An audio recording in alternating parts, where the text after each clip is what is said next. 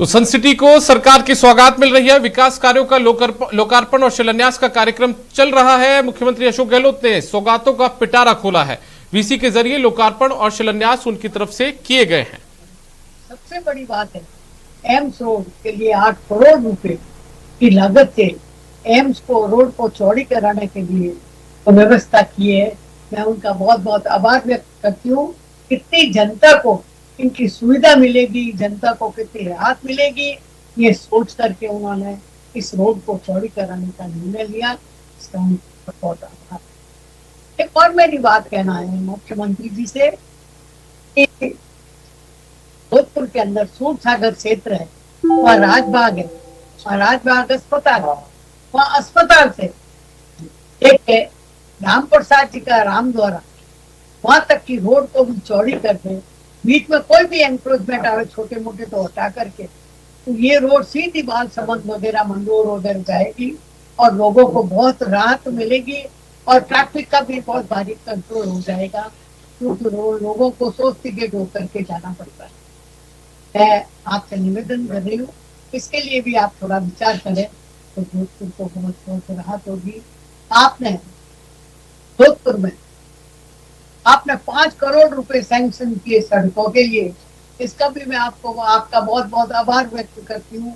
आपने सड़कों के लिए, जो सड़कों की स्थिति क्या खराब है और कैसी है वो देखते हुए आपने 5 करोड़ रुपए सैंक्शन किए, उसका मैं आपको बहुत बहुत धन्यवाद है।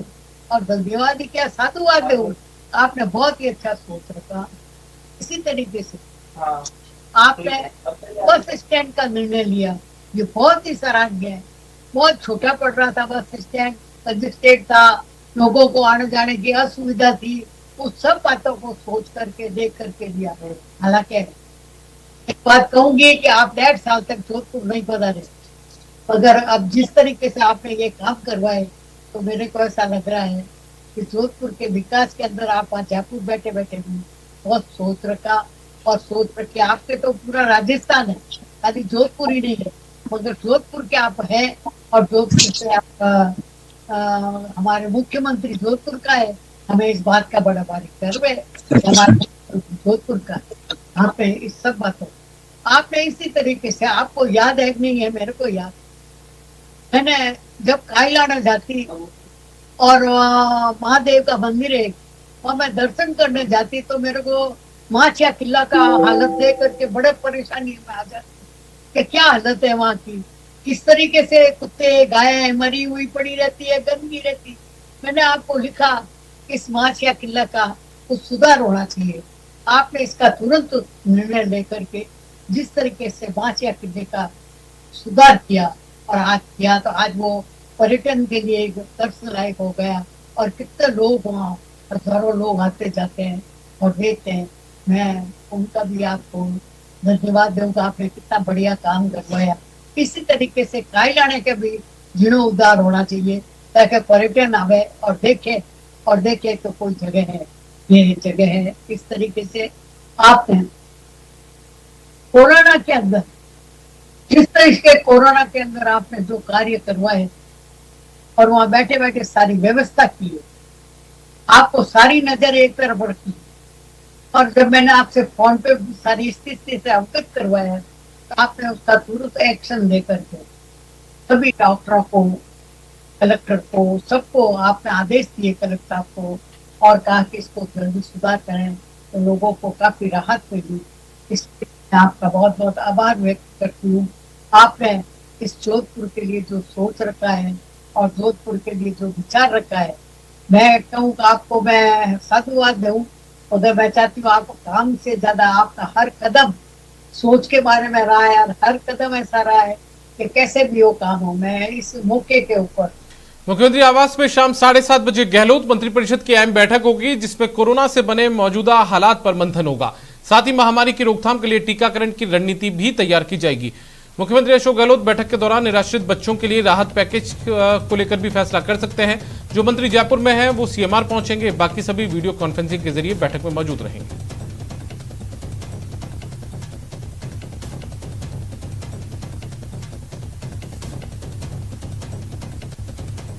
चलिए बात विवाहिता की मौत के पर बचे बवाल की। आपके टीवी स्क्रीन पर अलवर और बीकानेर की दो तस्वीरें हैं। पहली तस्वीर अलवर की है, जहां विवाहिता की मौत के बाद पीहर पक्ष के लोगों ने ससुराल वालों पर हत्या का आरोप लगाते हुए केस दर्ज करवाया। तो वहीं बीकानेर में भी विवाहिता की मौत के बाद अब पीबीएम मोर्चरी के बाहर पीहर पक्ष के लोगों ने हंगामा किया और ससुराल वालों पर हत्या का आरोप लगाया है।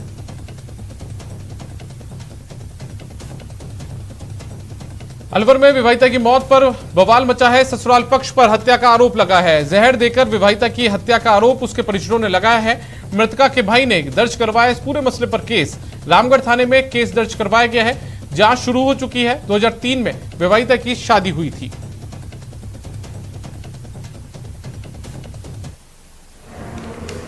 वरिष्ठ सनौ पप्पू खान शीतलगवास ने एक रिपोर्ट पेश की है, जिसमें उसने आरोप लगाया कि मेरी बहन चन्नी को रात में उसके ससुराल वालों ने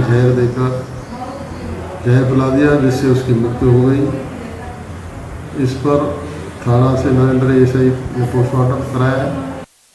खबर बीकानेर से है, जहां हनुमान हत्या क्षेत्र में विवाहिता की मौत पर परिजनों ने जमकर हंगामा किया है। मृतका के भाई ने ससुराल पक्ष के लोगों पर हत्या का केस दर्ज करवाया है।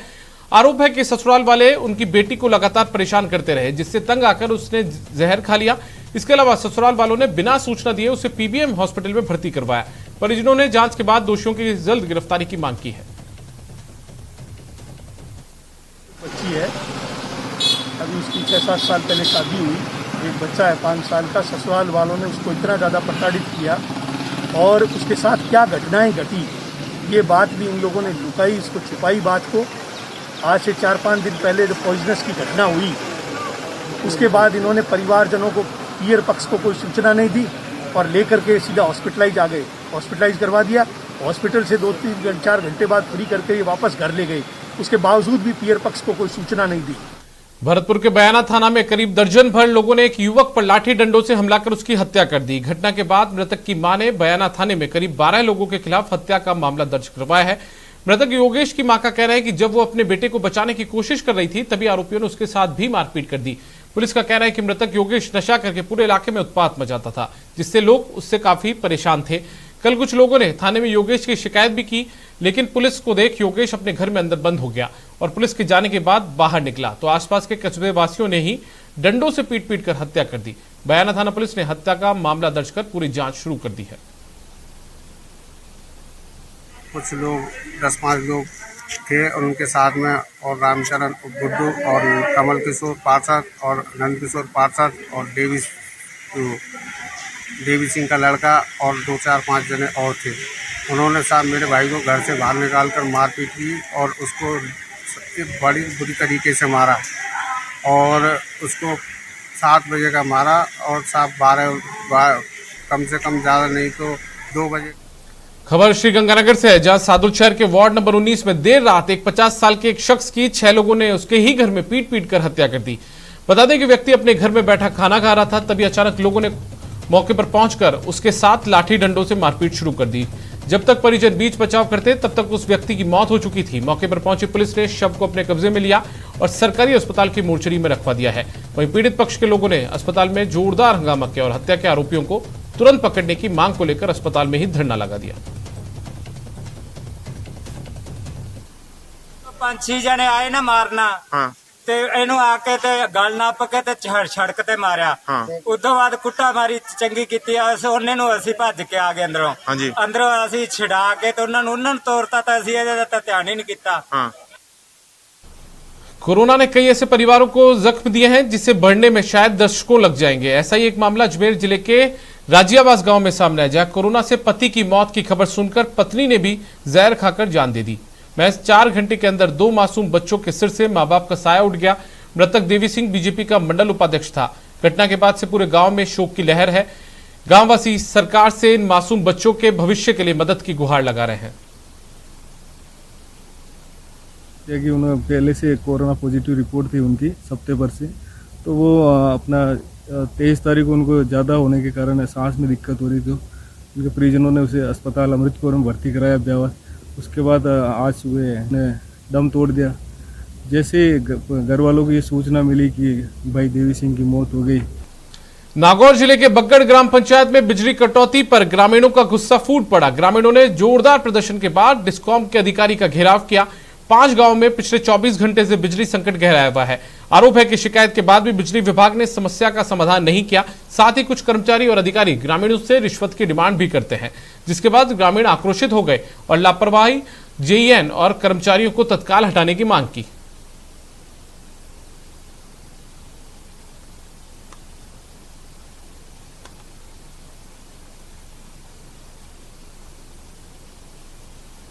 दौसा जिले के अलीपुर आंगनबाड़ी केंद्र पर आज महिलाओं ने जमकर हंगामा किया। महिलाओं का कहना था कि आंगनबाड़ी केंद्र पर 5 से 8 किलो दाल देकर 20 किलो से अधिक दाल देने पर हस्ताक्षर करवाए जा रहे हैं। गौरतलब है कि आंगनबाड़ी केंद्रों पर गर्भवती महिलाओं को प्रतिमाह 1 किलो दाल देने का प्रावधान है। ऐसे में जैसे ही दाल की सप्लाई आती है तो आंगनबाड़ी केंद्रों से एक साथ लंबित महीनों की भी दाल दी जाती है। अलीपुर गांव के लोगों ने दाल कम मिलने की आरोप लगाते हुए जमकर हंगामा किया। हालांकि आंगनबाड़ी कार्यकर्ता और दूसरे स्टाफ ने आरोपों को खारिज कर दिया है।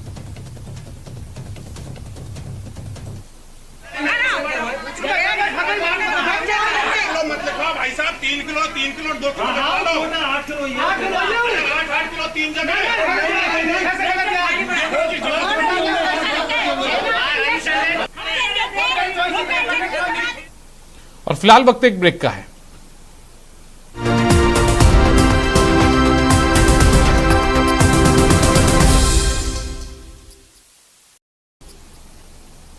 ब्रेक के बाद स्वागत है आपका। कोरोना की दूसरी लहर के बीच जैसे जैसे हालात बेहतर हो रहे हैं तो गहलोत सरकार ने भी सख्ती में ढील देने की तैयारी शुरू कर दी है। सोमवार से नई गाइडलाइन जारी हो सकती है।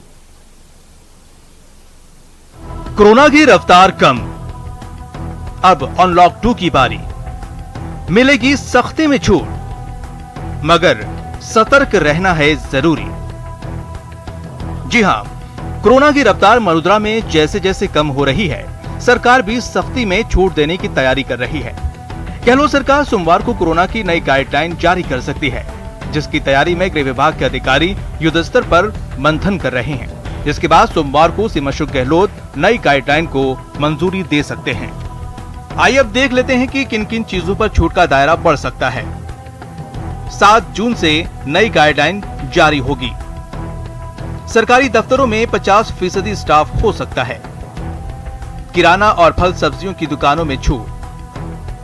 अन्य प्रतिष्ठानों के खोलने में भी छूट मिल सकती है।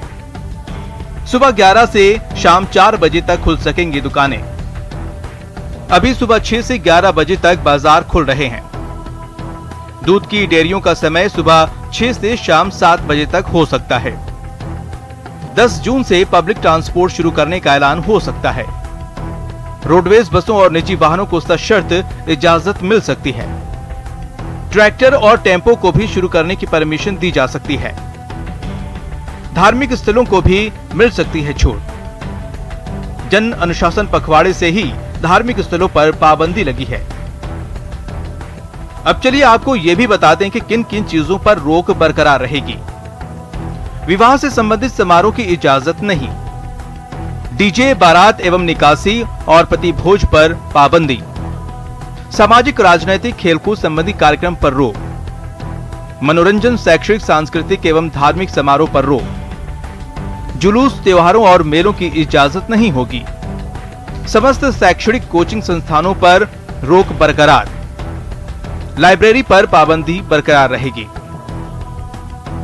सोमवार से भले ही मॉडिफाइड गाइडलाइन के तहत नई गाइडलाइन में सरकार छूट देने जा रही है, लेकिन हकीकत को आप नजरअंदाज नहीं कर सकते। हकीकत कि कोरोना कम हुआ है, खत्म नहीं। लिहाजा कोरोना की गाइडलाइन का सख्ती से पालन करना होगा। पहली लहर के बाद जिस तरह से हमने लापरवाही की थी, उसका नतीजा आपने कोरोना की दूसरी लहर में देख लिया। इसलिए न्यूज 18 आपसे अपील करता है कि आप सतर्क रहें और गाइडलाइन का सख्ती से पालन करें, क्योंकि आप सुरक्षित तो सब सुरक्षित। जयपुर से न्यूज 18 राजस्थान के लिए प्रेम मीना की रिपोर्ट। बूंदी के शिवराज नगर कॉलोनी के रहने वाले दंपत्ति महावीर कहार और निर्माबाई अपनी 5 महीने की बच्ची की जिंदगी बचाने के लिए लोगों से गुहार लगा रहे हैं। बच्ची का नाम काव्या है, जिसके लीवर में तकलीफ है। डॉक्टर ने इलाज में 50 लाख का खर्च बताया है। हालांकि बच्ची काव्या के माता पिता ने अपनी जमीन और मकान गिरवी रख दिए हैं। बूंदी से कोटा तक कई डॉक्टर्स को दिखाया, लेकिन उसकी तबीयत में सुधार नहीं हो रहा। हालांकि थक हार कर बच्ची के माता पिता ने सोशल मीडिया के जरिए मदद मांगी तो लोकसभा स्पीकर ओम बिरला और मंत्री अशोक चांदना आ गए हैं। उन्होंने बच्ची के पिता से बात कर उसे जयपुर बुलाया है। मंत्री अशोक चांदना ने बीमार बच्ची का एसएमएस हॉस्पिटल जयपुर में इलाज करवाने की बात कहते हुए पीड़ित परिवार की मदद के लिए अपने निजी सहायक प्रहलाद यादव को जिम्मेदारी दी है, जिससे पीड़ित पिता महावीर को बड़ी राहत मिली है।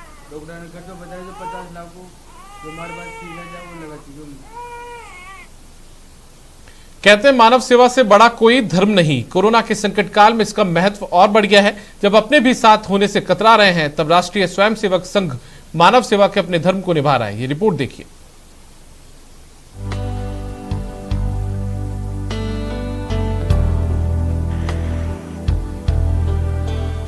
कोरोना महामारी से पीड़ित लोगों की सहायता के लिए राष्ट्रीय स्वयंसेवक संघ और सेवा भारती के स्वयंसेवक आगे आए हैं। बूंदी शहर के तेलीपाड़ा मोहल्ले में संचालित राम जी के रसोड़े के जरिए पीड़ितों की सेवा की जा रही है। सुबह और शाम दोनों वक्त का भोजन तैयार कर कोरोना पीड़ितों और उनके तीमारदारों को पहुंचाया जा रहा है, तो लावारिस शव को मुक्ति धाम पहुंचाने और उनका अंतिम संस्कार करने की जिम्मेदारी भी संघ के कार्यकर्ता उठा रहे हैं।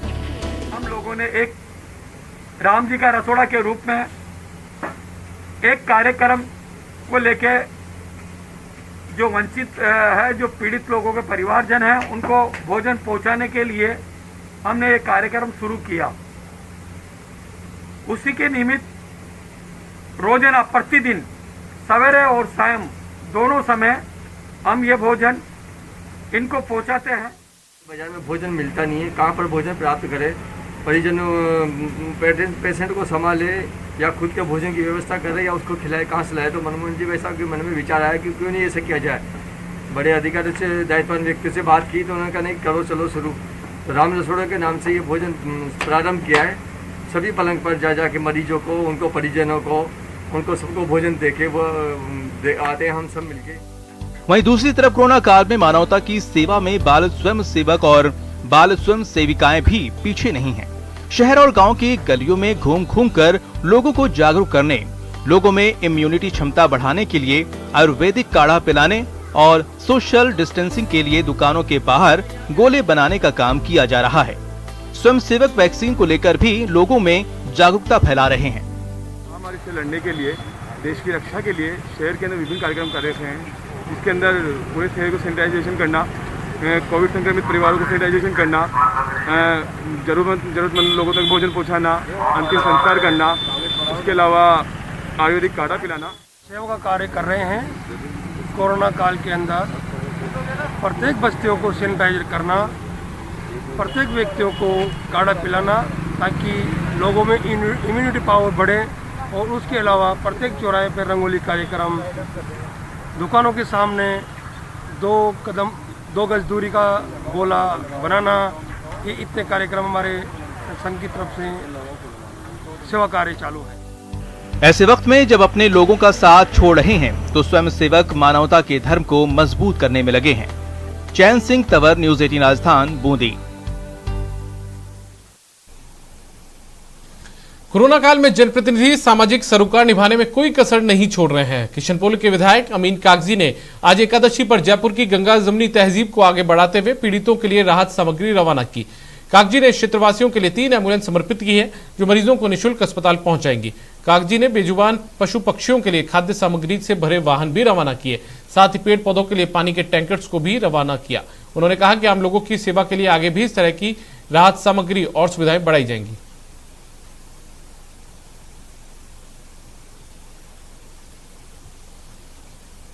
शुरुआत है, हमारा जयपुर शहर गंगा जमुनी तहजीब का शहर है, और आज सबसे बड़ी बात क्या है, एकादशी है। और एकादशी के मौके पे ये पुण्य काम हमने शुरू किया है, और मैं आपको ये बताना चाहता हूँ कि ये प्रयास मात्र है, हमने शुरू किया है। उम्मीद है कि हम ज़्यादा से ज़्यादा लोगों में इसकी पहुँच करें, और एम्बुलेंस हमने प्रदेश कांग्रेस के आह्वान पे ये शुरू करी है, और कुछ एम्बुलेंस हमारी 2-4 दिन में विधिवत रूप से आ जाएंगी, जो हम 1-2 हॉस्पिटल में परमानेंट खड़ी करेंगे। आज तेल कंपनियों ने एक बार फिर पेट्रोल और डीजल के दामों में बढ़ोतरी की है। इस बढ़ोतरी के बाद श्रीगंगानगर में सामान्य पेट्रोल के दाम 106 रुपए 8 पैसे और डीजल के दाम 98 रुपए 94 पैसे तक पहुंच गए हैं। आपको बता दें कि पूरे भारत में श्रीगंगानगर में पेट्रोल और डीजल की कीमतें सबसे अधिक है। गौरतलब है कि पड़ोसी राज्य पंजाब में पेट्रोल और डीजल की कीमतों में राजस्थान के मुकाबले लगभग 10 रुपए का अंतर है। ऐसे में पेट्रोल और डीजल की तस्करी को बढ़ावा मिल रहा है, जिससे पेट्रोल पंप डीलर्स का कारोबार ठप हो गया है। तो वहीं आम उपभोक्ता भी महंगे पेट्रोल डीजल से परेशान है।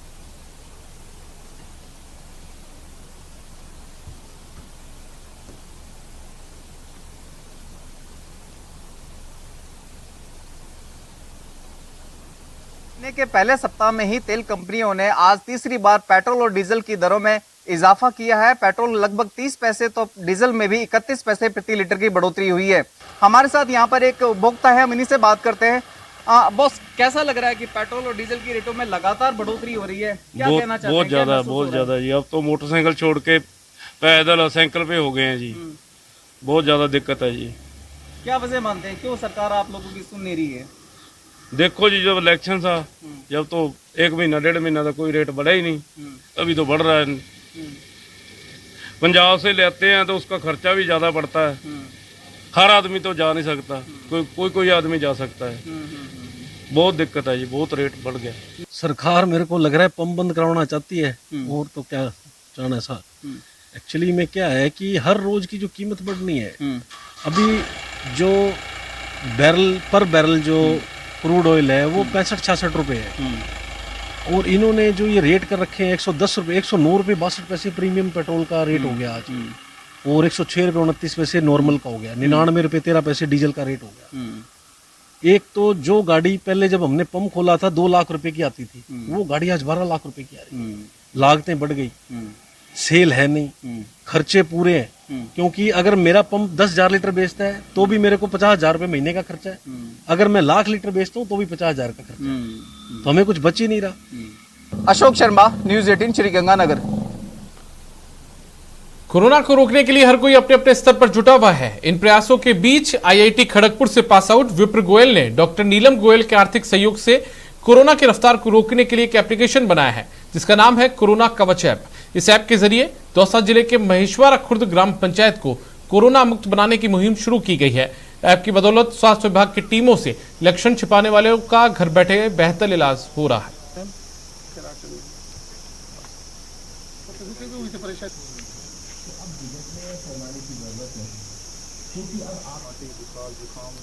जैसे कि कोरोना के शुरुआत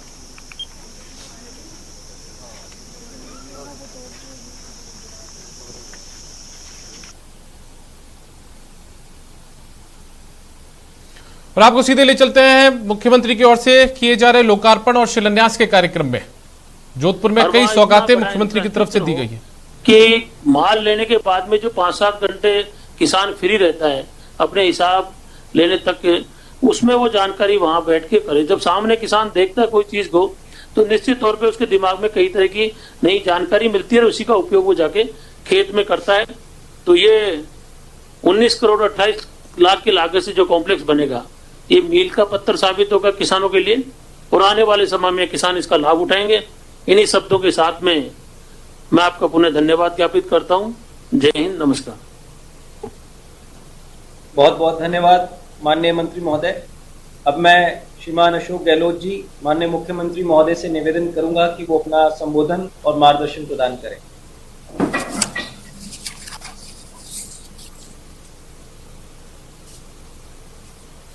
कृषि मंत्री हमारे लालचंद कटारिया जी, परिवहन मंत्री प्रताप सिंह खचरेवाल जी, कृषि राज्य मंत्री भजनलाल जाटव जी, जोधपुर विधायक का सूरसागर आदरणीय सूर्यकांत रियाज जी, जोधपुर शहर विधायक श्रीमती मनीषा परमार जी, लूनी के विधायक भाई महेंद्र विश्नोई जी, गोपालगढ़ के विधायक पुखराज गर्ग जी, संगीता बेनीवाल जी, राजेंद्र सोलंकी जी, सैयद अंसारी जी, सुनील परियार जी, तोफिर अयूब साहब और तमाम हमारे कुंती देवड़ा जी बैठी हुई हैं, महापौर साहिबा, अब्दुल करीम जोनी, उप महापौर श्रीमती विनीता सेठ, महापौर नगर निगम जोधपुर दक्षिण, और जितने हमारे साथी बैठे हुए हैं उन सबका नाम लेना संभव नहीं हो रहा है। Chief secretary Neeraj Arya ji, police के डीजी साहब ML लाठर साहब, Rajendra Singh ji CMD roadways, Abhay Kumar ji principal secretary home, Kuldeep Ranka ji principal secretary chief secretary minister, Bhaskar Sawant ji, Rajesh Yadav ji, तमाम अन्य हमारे जोधपुर में बैठे हुए तमाम, जयपुर जोधपुर बैठे तमाम अधिकारीगण, मुझे खुशी है कि आज दूसरी बार कम समय में जोधपुर के कुछ कार्यों का जिनका शिलान्यास हुआ, लोकार्पण हुआ, वो संभव हो सका। और मुझे खुशी इस बात की है कि जोधपुर में सब लोग, अभी हमारे विधायकगण बोल रहे थे तो लग रहा था कि एक के बाद एक सभी लोगों को इस बात का संतोष है कि कामों की कोई कमी नहीं रहेगी। जोधपुर के अंदर पहले भी काम काफी किए हैं और जब जब मौका लगा है तो ये प्रयास किया गया किस प्रकार से हम लोग विकास के कामों में अपनी भूमिका अदा करें। और कई काम तो बहुत लंबे अरसे से अटके हुए थे। जो रोडवेज का जो नया भवन बन रहा है, ये मैं पिछली बार जब सरकार में था तब से ये प्लानिंग चल रही है। अनफॉर्चुनेटली 5-7 साल खराब हो गए और अभी तक ये बन के तैयार हो जाता और लोगों को लाभ मिलता। क्योंकि मुझे याद है बचपन में 40-45 साल 50 साल पहले का बना हुआ था रोडवेज का वहाँ पर स्टैंड। तो 50 साल पुराना अगर रोडवेज का स्टेशन था तो आप कल्पना कर लीजिए कितनी तकलीफ लोगों को हुई होगी वहाँ। अब जाके वो मंडी का प्रांगण खाली भी हो गया, अब नया भवन बनेगा और जोधपुर की आबादी कई गुना ज़्यादा बढ़ चुकी है।